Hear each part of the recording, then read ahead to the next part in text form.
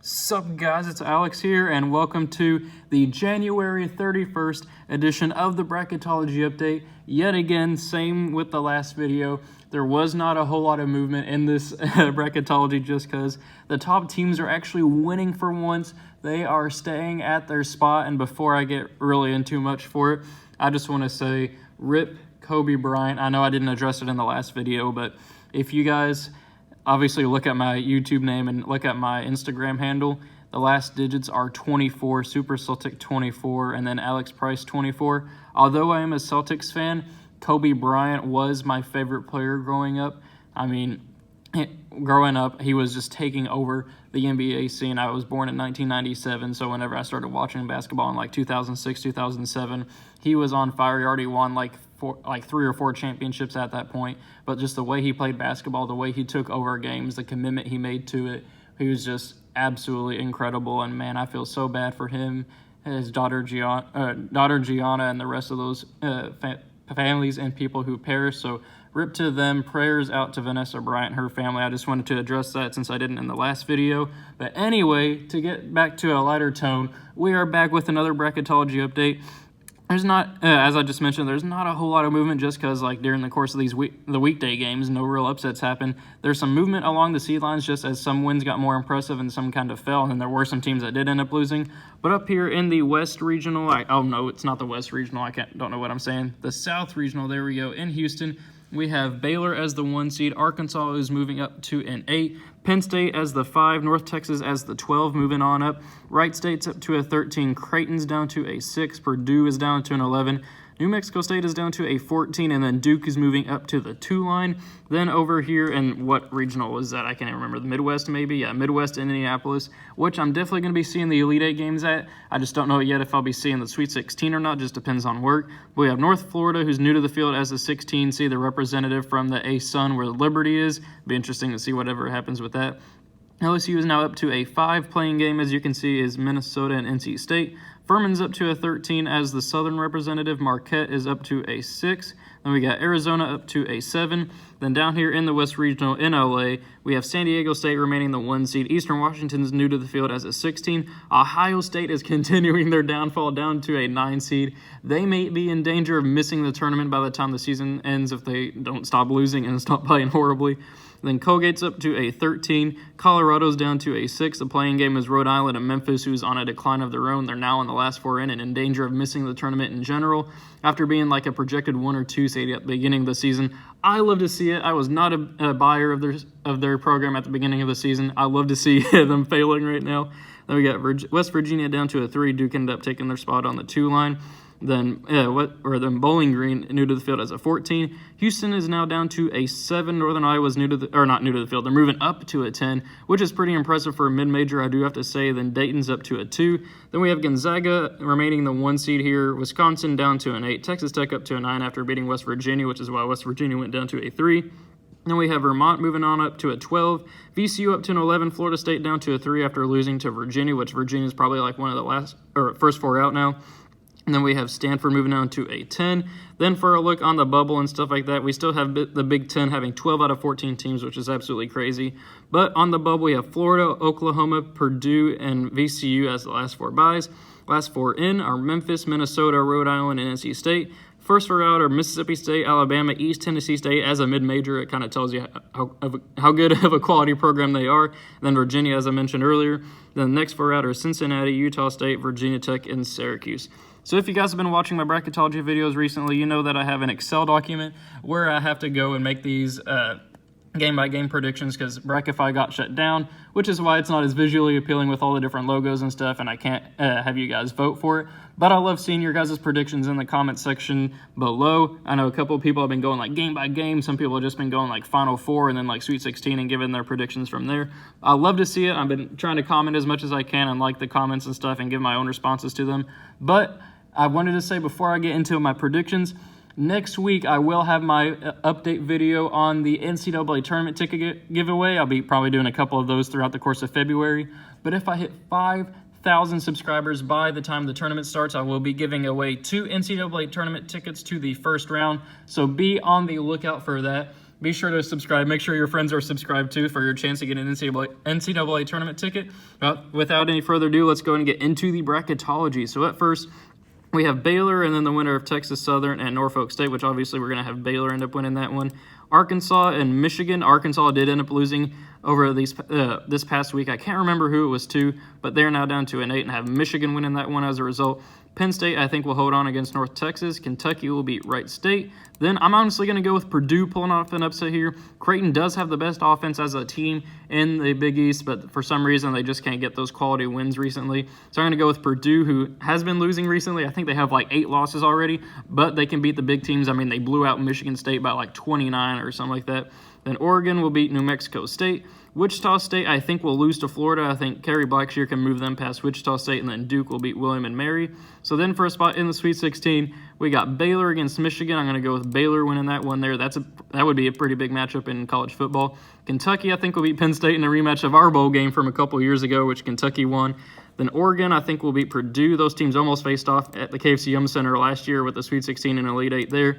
Then Duke, I think, will be able to beat Florida, which sets up an Elite 8 matchup, or a Sweet 16 matchup between Kentucky and Baylor. As much as I want to pick my Kentucky Wildcats here, I got to go against them. I can't be a homer and put them beating Baylor, and Baylor's only lost one game in the entire season. And I want to say that was the first game.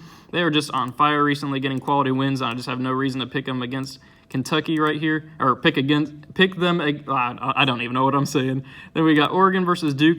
I'm going to go with Peyton Pritchard in Oregon. I think I've been pretty consistent with this over these past few weeks. Oregon still hasn't lost since I've been picking Oregon to beat Duke. They've been all over the bracket, but I think they'll still be able to get the victory there, which sets up a battle between the green teams of Baylor and Oregon. I'm going to go with Baylor moving on as the number 1 overall seed into the Final Four. So then we have down here in the left regional, Gonzaga versus the winner of Monmouth and Robert Morris. Obviously, we're going to have Gonzaga end up winning that one if I can click that one correctly. There we go. Then Texas Tech, I love this matchup here for them against Wisconsin. As you guys know, I hate Wisconsin this season. Just can't get behind them. Same with Oklahoma, but more on that later. Then we got Auburn versus Vermont. You guys know Vermont and Liberty are probably, and East Tennessee State are probably like my biggest upset picks for the season, but I don't like that matchup there against Auburn. Kentucky and Auburn play this weekend, which will be interesting to see what happens with that game, but I really like Auburn's matchup there against Vermont. Then we got Maryland beating Stephen F. Austin, though I could easily see Stephen F. Austin pulling off the upset there. I just don't think it would happen. Illinois will get an NCAA tournament win against VCU, and then Florida State will beat Winthrop. Then we have Rutgers getting another NCAA tournament, or not another, but getting a NCAA tournament win there over Stanford. And then we have Seton Hall beating UC Irvine, which sets up a Sweet 16 matchup between Gonzaga and Texas Tech over there. I'm going to have Gonzaga winning that one, though I could easily see Texas Tech pulling off the upset. Maryland with Anthony Cohen, I think, will beat Auburn. Then I'm going to go with an upset pick right here. I'm going to go with one of the hottest teams in the nation in Illinois beating Florida State. I had been ragging on Florida State for a while, and then you guys were telling me in the comment section how I was being mean to them and I wasn't giving them the credit they deserved. So last bracketology, I actually gave them a win, and then, of course, they end up losing again. So I was right all along about Florida State. I'm going to go with Illinois pulling off the 6-3 upset. Then Seton Hall will beat Rutgers. I know Rutgers did beat Seton Hall during the regular season, but I don't think they'll be able to do it again in the NCAA tournament. Then we have Gonzaga, I think, will be able to hold off against Maryland. And then Seton Hall will beat Illinois. And then you guys know how much I love Seton Hall. They haven't lost since December 14th. I'm going to put Seton Hall in the Final Four over Gonzaga as the 2 seed there, which now we're going to move up to the top right regional here, where we have Kansas as the number 1 overall seed. So we're going to have Kansas beat North Florida. Obviously that one's pretty obvious. Then I'm going to go with Indiana beating St. Mary's. Then up next we have LSU versus the winner of Minnesota and NC State, which I think would be Minnesota, but I got LSU winning that one there. Then I got Butler beating Furman, though there's another potential upset there with Furman. Then Marquette, I think, would easily beat Oklahoma. You guys know I don't like Oklahoma if you've been watching my bracketology videos. Then Michigan State will beat Little Rock. Arizona, I think, with Nico Mannion can beat BYU. And then Louisville will hold off against South Dakota State. And then for a spot in the Sweet 16, we got Kansas beating Indiana. I don't think that one will be very close. LSU, I think, will lose to Butler. I think Butler's going to be able to turn it around. They're already starting to do that. Marquette, I think, can pull off the upset here against Michigan State, but I'm going to go with Cassius Winston pulling off that one-on-one battle against Marcus Howard because he has a better supporting cast, a more talented supporting cast. Then we got Louisville beating Arizona. Then for a spot in the Elite Eight, we got Kansas beating Butler. If I can pick Kansas winning that one there we go. Oh, nope. There we go. Kansas beating Butler. And then Louisville, I think, with Jordan Nwora, I think they're a pretty deep team and then can end up beating Michigan State here. Those two teams seem to always end up facing each other during the course of the season, whether it be a regular season or the postseason tournament. So I got Louisville winning that one. I think they can have a more deep team and just have more depth as a team and are better just in general. Then I'm going to put Louisville in the Final Four here over Kansas. I know Kansas ranked higher at this point. They're probably like number 4, I want to say, in the nation. And then Louisville, I want to say, is like number 6. I can't remember their exact spots. Somewhere around there. I may be a little bit high on Louisville. But I like them as a team. As a Kentucky fan, I've been paying a lot of attention to them just because I don't like them overall. But I think they're a really good team, and I got to pay respect to them there. Then San Diego State will be Eastern Washington. That one's pretty obvious. USC, at this point, I don't know too much about them because I haven't been watching any of their games, but I just got to go with whoever's playing Ohio State at this point. You'd be pretty right there. Then Iowa has a potential Player of the Year candidate, and I want to say Luke Garza. I know his last name's Garza. I wanted to say Alex, just like my name, but I'm pretty sure it's Luke. He's been playing fantastic this season.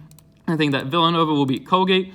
They're going to go with then Colorado beating the winner of Rhode Island and Memphis, which I think at this point would be Rhode Island just because Memphis has been horrible recently. Then West Virginia will beat Bowling Green. Northern Iowa, I think, will pull off the upset here as the 10 seed. And then Dayton will beat Murray State. Then for a spot in the Sweet 16, we got San Diego State beating USC. Iowa, I think, pulling off the victory here against Villanova. And we got West Virginia beating Colorado, even though I could see Colorado pulling off the victory there. Got West Virginia winning. And then Dayton with Obi Toppin pulling off the victory against Northern Iowa. And then I'm going to go with San Diego State. I know I've been picking San Diego State to lose in the Sweet 16 recently. That matchup, I think, could go either way. I'm 100% 50-50 on this one. But I'm going to go with San Diego State just because they're the only undefeated team left in college basketball at this point, though I could easily see Iowa winning that game. Then we're going to go with Obi Toppin and Dayton beating West Virginia. And then for a spot in the Final Four, we're going to go with the 2-seed Dayton Flyers over San Diego State. I think Dayton just has a better team and a better player overall, and Obi Toppin, who's a Player of the Year contender, which sets up a Final Four of Baylor and Seton Hall versus Louisville and Dayton. Louisville was the only one on anybody's radar at the beginning of the season for a potential Final Four candidate out of these 4. But we're going to have Baylor end up beating Seton Hall. As much as I'd love to see Miles Powell win that one, you just got to go with Baylor at this point. They're way too hot of a team. Then I'm going to go with Louisville beating Dayton. As much as I want to pick Dayton winning that matchup there, I think Louisville just overall is a better team, and they'll be able to focus on shutting down Obi Toppin and make some other people beat them, which I don't think they'll be able to. And for a spot, or for the national champion, I keep saying for a spot, but our national champion in this bracketology will end up being Baylor. I think they're just the best team in college basketball at this point. They're playing the hottest, haven't lost. They have a ton of good depth, so many good role players on that team. I think they'll be able to be national champions. So let me know what you guys think of my predictions. Let me know your own predictions in the comment section below and just your thoughts on the bracket in general. Thank you guys for watching. Hope you enjoyed it, and I will see you all later.